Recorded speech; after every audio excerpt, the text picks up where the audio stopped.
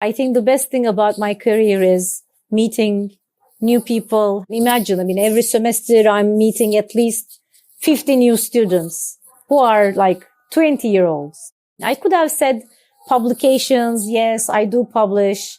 And I do feel happy when I publish. But then how many people really go back and read my publications? I realized that I'm a people's person, and having these new people in my life really makes it valuable. Did you know the average person will work 90,000 hours in their lifetime? What if you could use those hours to find fulfillment and become a disruptor for good? Welcome to the Work That's Worth It podcast. I'm Georgie Enthoven, and I'm here to demonstrate that an ambitious, meaningful, and rewarding career is not just a dream, it's achievable. Each episode will dive into conversations with global changemakers who've cracked the code on combining income and impact.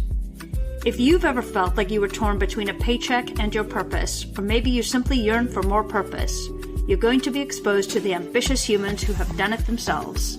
Ready to make your work worth it? Let's get started.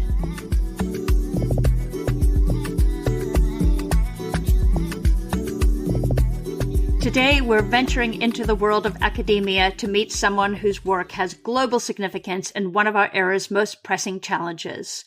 From the vibrant city of Istanbul, Turkey, our guest, Dr. Deniz Sert, is using her position as professor and chair of the Department of International Relations at Erzincan University to tackle complex questions about human migration and displacement. In a world where migration shapes politics, economies, and countless lives, Dr. Sert's research into refugee rights and migration governance isn't just academic. It's deeply personal and profoundly impactful. She brings both scholarly expertise and real-world perspective to a field where policies directly affect human dignity.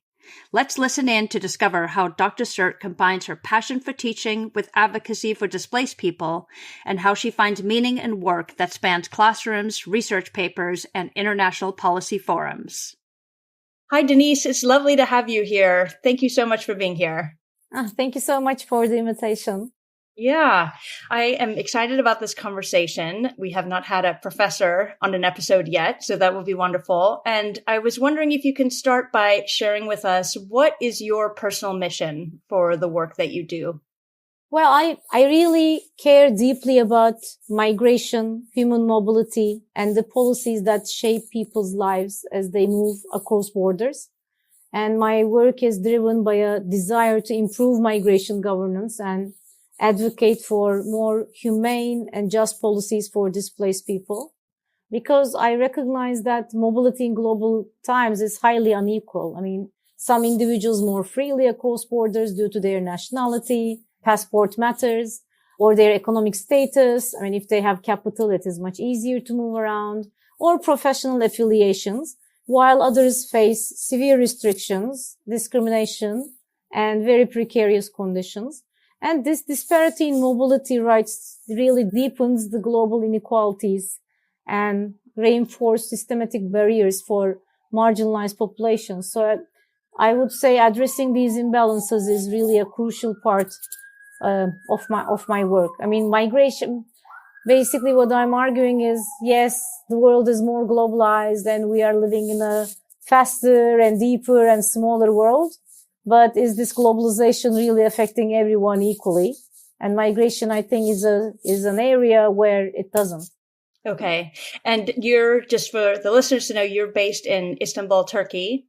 Yes, I'm based in Turkey, and Turkey, in a very short period of time, especially after this crisis in Syria, became one of the largest host countries of the refugee populations in the world. Yeah. Deniz, how did you get into this line of work? Okay. There were actually some chance encounters, but at the same time, as I got into studying more about this topic, I was, I think, more really delving into that personal mission of mine, I would say. I did my PhD in about the political right, property rights of internal displaced people. So, starting with my PhD, I was really interested in especially conflict-induced internal displaced persons. And I was more interested in their return and resettlement policies. And then and I did my PhD in the States, I was in United States, I was at CUNY Graduate Center. And when I came back to Turkey, actually international migration was not a very hot topic, I would say, at that time. We were really like a few number of people who are working on this issue. But then in time, the more I started meeting people like different migrants or like advocates, people working in this field, like in international organizations, local organizations, non-governmental organizations. I mean, this really intrigued me. I mean, migration is not really a very easy topic to actually study under political science because, it is not like quantum physics. Everybody has an opinion. And I'm really working on a subject that everyone has an opinion. And within this context, ensuring that my academic insights contribute to real world solutions. I mean, that would be great. And maybe I could say that's my personal mission. I'm not sure whether I'm there yet, but hopefully I'll get there. And did you always know that you wanted to be in academia? Oh, no, not at all. I mean, when I started my undergrad, actually, I started my degree in international relations. And at that time, my father had a print shop. And my biggest dream was to open a press of my own, like I was going to publish books. That was my ideal. But then as I started taking more and more courses in political science, like courses about like different global issues, I really said, okay, maybe this is and I realized I was good at it as well. And I decided to become an academic much later than my undergrad. Yeah. How did you realize you were good at it? I was always lucky in my career because I always had very good mentors, I would say. I mean, I had very good professors.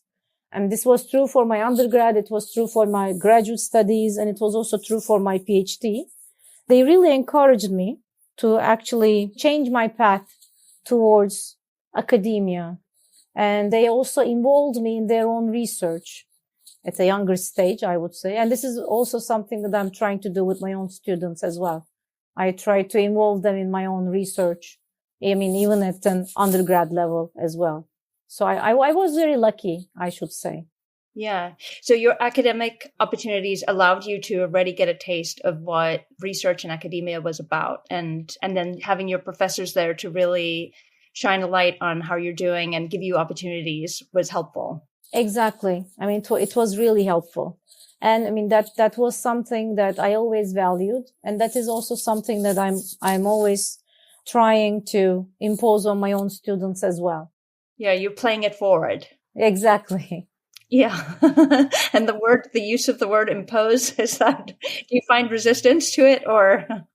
Yes. I mean, sometimes I do find resistance because, academia is not the most popular path for the youngsters anymore. You might guess. I mean, I have 2 Gen Zs at home, like reading and writing and doing research. I mean, especially now with this entire AI world, it seems like ridiculous for some of them. But I mean, some of them do really have talent and they are interested. And I really try to encourage them to get into the academia. Yeah. So how has being an academic and studying migration been able to, like, what I call make your work worth it? How has it been able, like the combination of those two? I actually, as a professor and a researcher, and I'm also giving consulting to some international organizations as well, I try to ensure that my academic research has practical applications by working with policymakers, international organizations, and NGOs to shape migration policies. And during a period where public opinion on international migrants is getting more negative every day, we are now divided. I mean, there is like a group of cosmopolitans and a group of communitarians. I wouldn't say it is beyond the division between left and right anymore. I think raising a positive public awareness is also an important part of my work. So I really try to integrate, I would say, my personal mission into my work in academia as well. Yeah.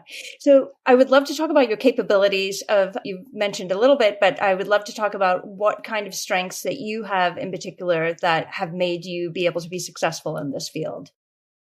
I'm a people's person, I would say.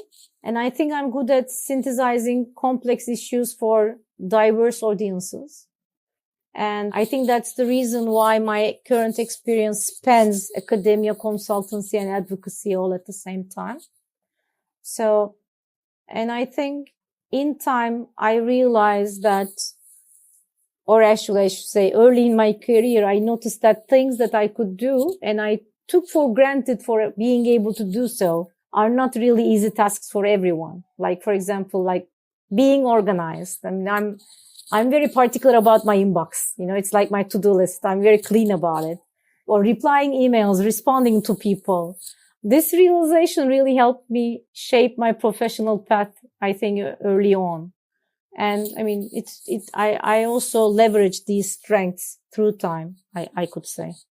Yeah, yeah. So getting comfortable with what your advantages, it takes a while to sort of understand it and then be able to lean into it. So it's a process that unfolds over time. Certainly. I mean, it did take me a lot of time. I mean, for example, I came across my older professors. I mean, they were really struggling, like answering an email, for example, like, and I would always say like, you know, you should just answer this and be done with it. I mean, it is not a big deal, so that you have one check mark done on your to-do list, because, you know, I'm always working like that. I mean, I always have a to-do list and I'm check marking.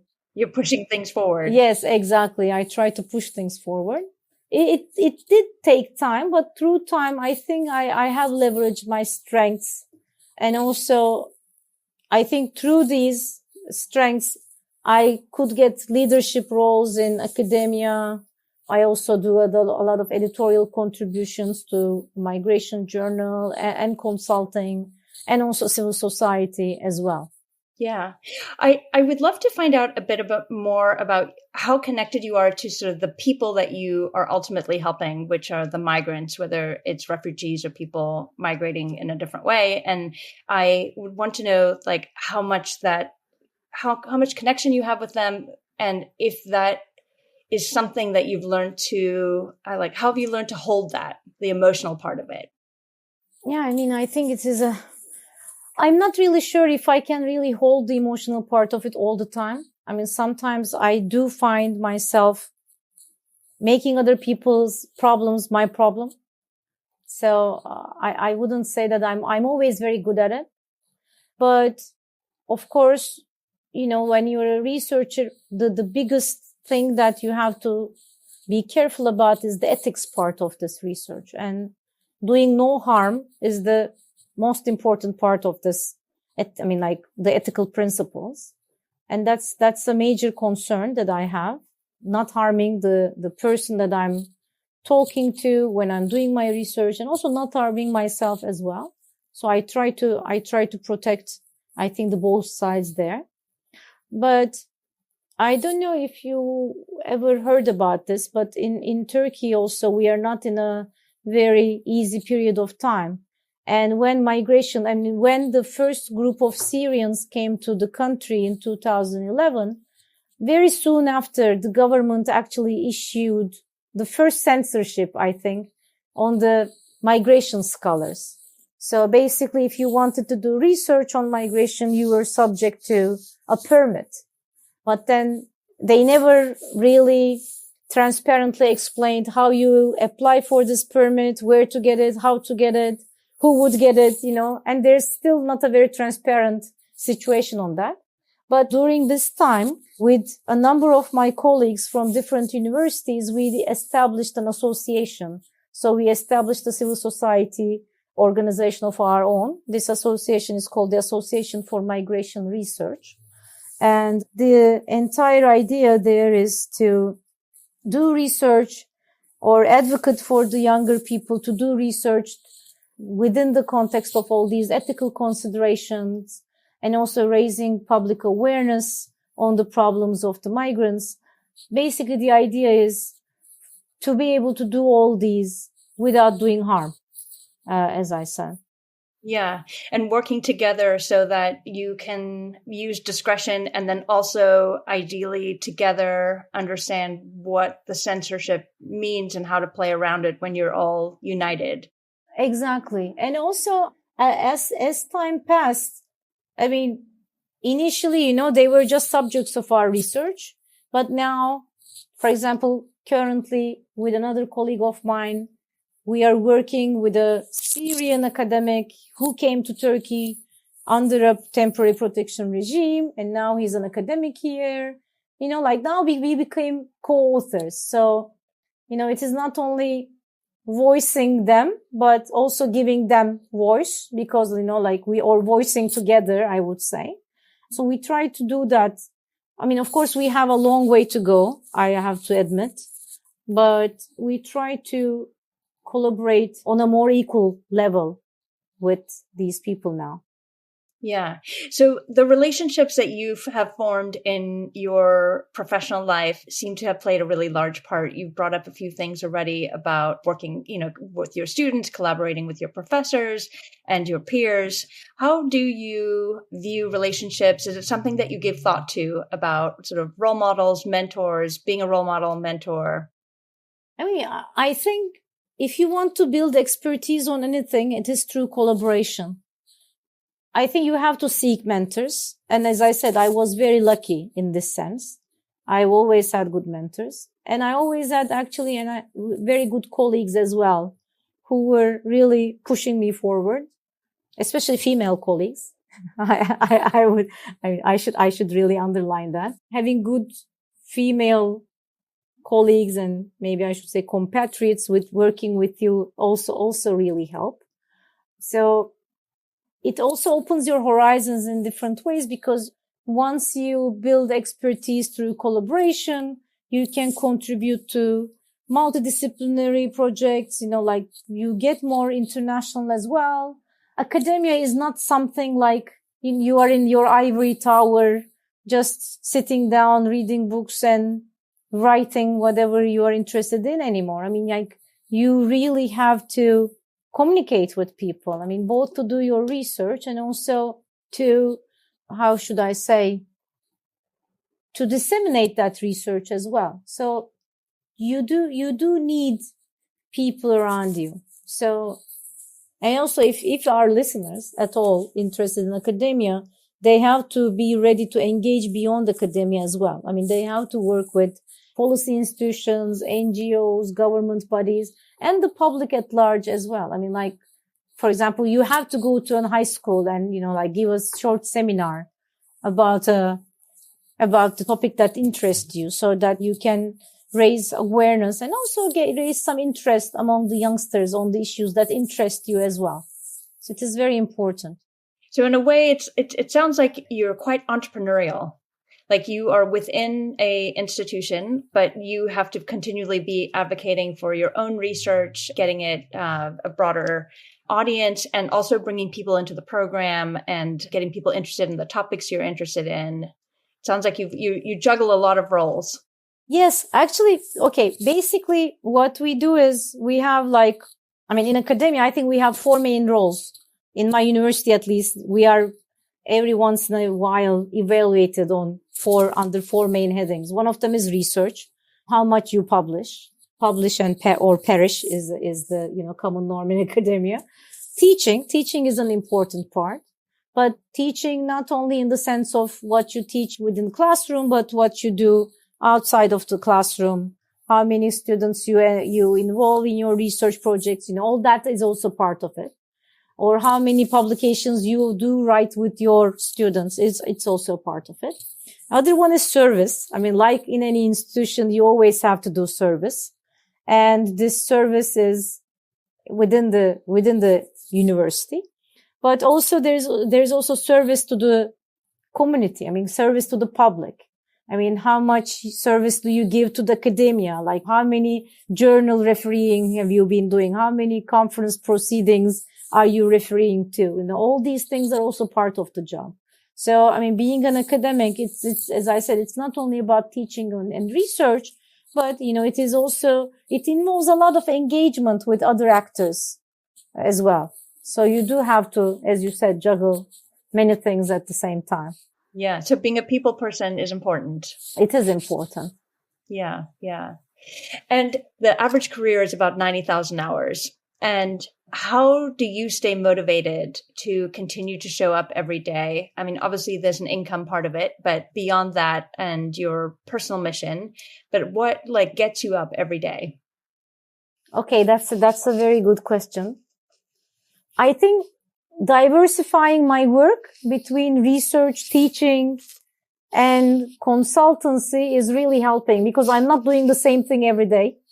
Okay. The variety helps you. Like there's exactly. lots of change going on. Exactly. There's lots of change going on. And also, I mean, I know we always complain about these Gen Z, you know, like the new generation, etc. But I have to admit, engaging with students do bring fresh perspectives. I mean, so it also really helps me to get motivated. Life into your life, like the younger generation, you can feel their energy and enjoy their enthusiasm for life. Exactly. Also, you always stay up to date.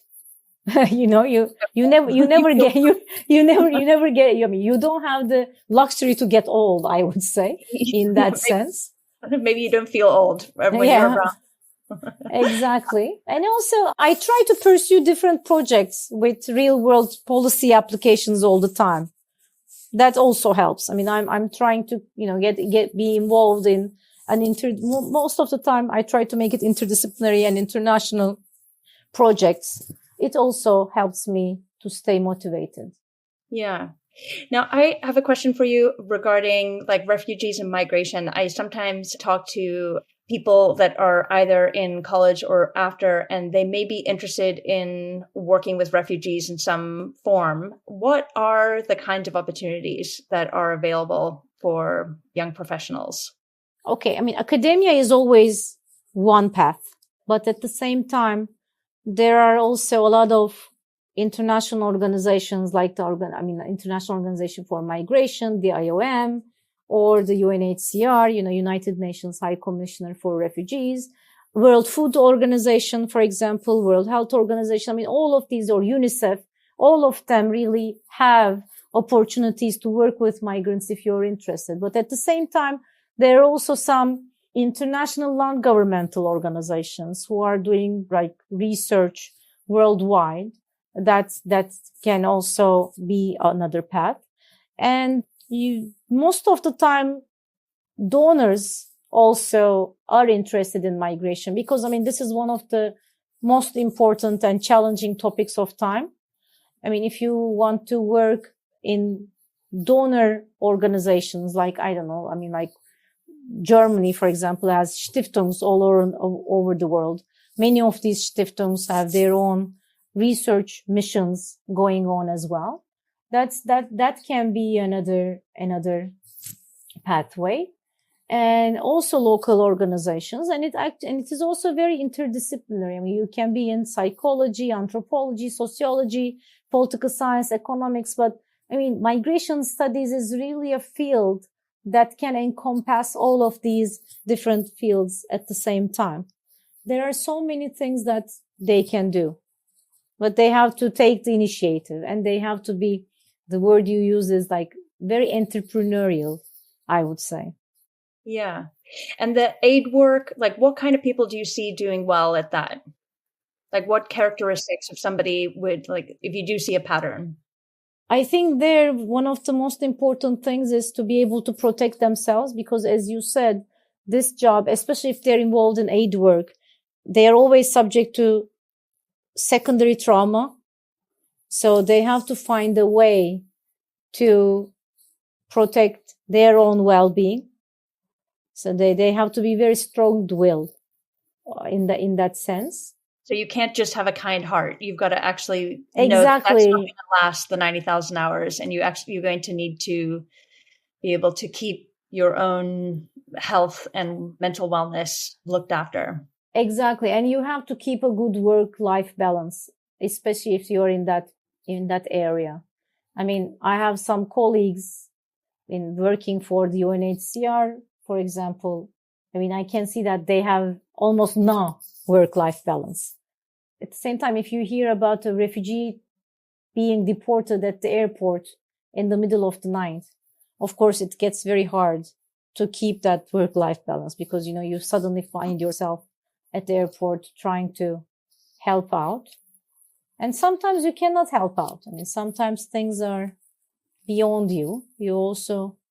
I think you should also have a certain level of acceptance, or accepting the limits of your own power as well. Yeah. So really having some form of boundaries, whether it's even sort of the hours you're willing to work or making sure you take your vacation or whatever it is. Otherwise you're never going to be done with the work.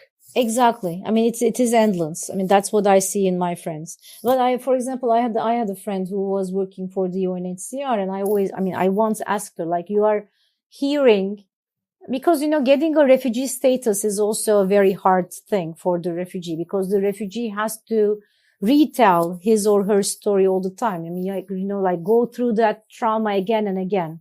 And the person who's listening, I mean, the officer who's taking the notes is also going through that trauma at the same time. And I had a friend who was doing this job. And once I asked her, like, how do you cope with this?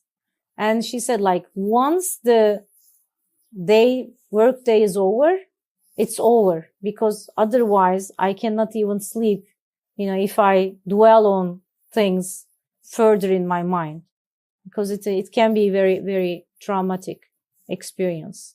Yeah. So you have to be able to draw a line, like maybe even like a doctor would be a similar profession where you're not always going to have success and you're going to really feel it when you don't. And somehow you've got to be able to turn it off and go home and engage in a different part of your life. Exactly. And you have to also learn to say no. And I think this is true for maybe I should say every career path. I mean, we have to learn how to say no. I mean, saying a no is not a bad thing. I mean, it is something that protects you. Yeah. Yeah. I mean, for me, saying no is really, once I have a really clear mission in mind, it makes it a lot easier. What has made that easier for you? I'm still learning. I'm giving the experience. Exactly. I mean, I'm giving the advice, but it doesn't necessarily mean that I can do it in my own life all the time. I mean, at one point though, I did realize that it was shortening my own lifespan because I was getting very stressful. And I was thinking that I could solve all the problems in the world. But then, that realization came to me that I cannot really solve all the problems in the world. So it is still taking time. I mean, my kids are making fun of me from time to time. They're like, they keep on telling me, Mom, you never say no, like you make everyone's problems your own problem. You should give a break. Yeah. I mean, but I'm learning. I'm still learning. Yeah. But it's also what makes you successful at what you do, the amount you care. And so that's probably the most difficult part, is like what makes you successful is also what can hurt you. Exactly. But I think it is also true for every profession. And you brought up your girls. How is it being a mother and raising children in the career that you have chosen? It's been difficult because, for example, my younger daughter, she has a friend in her class from Syria. They grew up together, but they cannot get along at all. And once I heard even my own kid making very anti-migrant comments. I mean, it was very difficult for me to actually deal with it. Now she's older and she actually understands things better, and she has a lot more awareness right now because she was only 5 years old when she was doing these things. But you can easily see how all these actually anti-refugee, anti-migrant sentiments can get a hold on. I mean, yes, exactly. Even in my own household, because we don't even have a TV at home. And we never, talk about these things in that manner. But she still could develop such a thing. So it's been difficult, but I try to get them engaged. If I'm involved in a community work, I take them with me so they learn. I mean, actually my older daughter makes fun of me. She says I used to take her to migrant solidarity kitchen when she was going to primary school. And, we were cooking with the migrants together, and then we were actually distributing the food within the neighborhood for free. And she still remembers those days. She says, this is what makes a difference of being a daughter of an academic.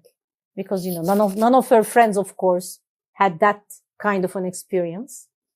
Yeah, so, it is difficult. Also, it is difficult to be a woman. I think it is true for every profession, but it can even get difficult in the classroom. Sometimes you can hear your male student mansplaining you in the class, and you have to confront that while teaching that what he's doing is wrong. So it can be difficult. But at the same time, of course, I always feel that we have more responsibilities than our male colleagues. Because, when, for example, I can give you this story. Once my husband had a job interview, and suddenly he went abroad for this interview on a Thursday, and he came back on Monday, and he said, okay, I got the job. I'm going away for a 5-month project. And the following week he was gone. And then I was going to get a sabbatical, and I was talking to my kids, and I said, I want to take a 1-year sabbatical. And they said, you can't. I'm like, why? They said, but what are we going to do when you're gone? And I said, your father simply went for 5 months and you never questioned this. And, I just want to take a year off and you are questioning. And they're like, but it's not the same thing.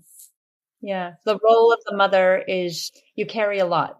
Yes. And I have to admit, in my family, we do share all the daily burdens of life. My husband is not a typical patriarchal person. He does help, but still, in the children's mind, the place that you hold is quite different than the place that the father holds. And imagine this on a community level. And Turkey is a very patriarchal society. So it is very tough. For a woman, I would say. Well, thank you for sharing that personal story. That really gives us some insight into, how those gender roles affect you. And yeah, you're tired, you need a break. And even in your own family, they think that they need you. Yes, exactly. I did take time off later on, but unfortunately for other reasons, I couldn't really go abroad. But because the semester that I took my sabbatical, we had a very large earthquake in Turkey. And a large proportion of the Syrians living in Turkey were living in the earthquake region. So instead of going abroad for my sabbatical, I spent a lot of time in the earthquake region doing observation reports. So my sabbatical turned out to be something totally different than what I imagined. Wow. So on last words of why somebody may want to have a similar career to you, what has it given you? A lot of people. I have a lot of people in my life that I'm really happy to have them around me. So I think the best thing about my career is meeting new people. Imagine, every semester I'm meeting at least 50 new students who are 20-year-olds. I could have said publications. Yes, I do publish. And I do feel happy when I publish. But then how many people really go back and read my publications? I realized that I'm a people's person, and having these new people in my life really makes it valuable. The people you carry on this journey with you, journey of life. Journey of life, exactly. For example, in Turkey, we have some special days. We have a Teacher's Day, which we celebrate on November. And, during those times, I always receive messages from my graduate students or from my current students, celebrating the day, thanking for what I have added to their lives. That really motivates me. And I realize that's the best part of my job. Yeah. Touching people and changing their lives. I don't know if I change their lives, but I do touch, I can say. Yeah. Well, Deniz, it's been an absolute pleasure talking to you. Thank you so much for sharing all your insights. And it was just fascinating. You've had such a fascinating career, but look forward to staying in touch. And thank you so much. Thank you. It was a pleasure being here. What struck me most about my conversation with Deniz was how she's created meaningful work by deliberately expanding beyond traditional academic boundaries. She's found ways to make research directly impact policy while creating pathways for students and refugees alike. Her candor about the emotional challenges of this work, learning to say no and accepting the limits of one's power, reminds us that purpose-driven careers require sustainable approaches. And that moment when she describes her children's different reactions to her sabbatical versus her husband's extended work trip. This is a universal experience that crosses cultures. Deniz shows us that meaningful work isn't just about what you do, but about the relationships you build and the boundaries you maintain while doing it. And that's a wrap for today's episode of Work That's Worth It. Remember, every conversation we share is designed to empower you to build a career that's truly worth your time and energy. There are future disruptors out there just like you who would appreciate the conversations in this podcast. Please support me by spreading the word and sharing this episode with a friend or two, or visit my website at georgieenthoven.com. That's spelled GeorgieEnthoven.com. Until next time, ask yourself, what problems am I solving, and are they worth my valuable time? Your intentional choices today can lead to exponential impact tomorrow. Thanks for listening.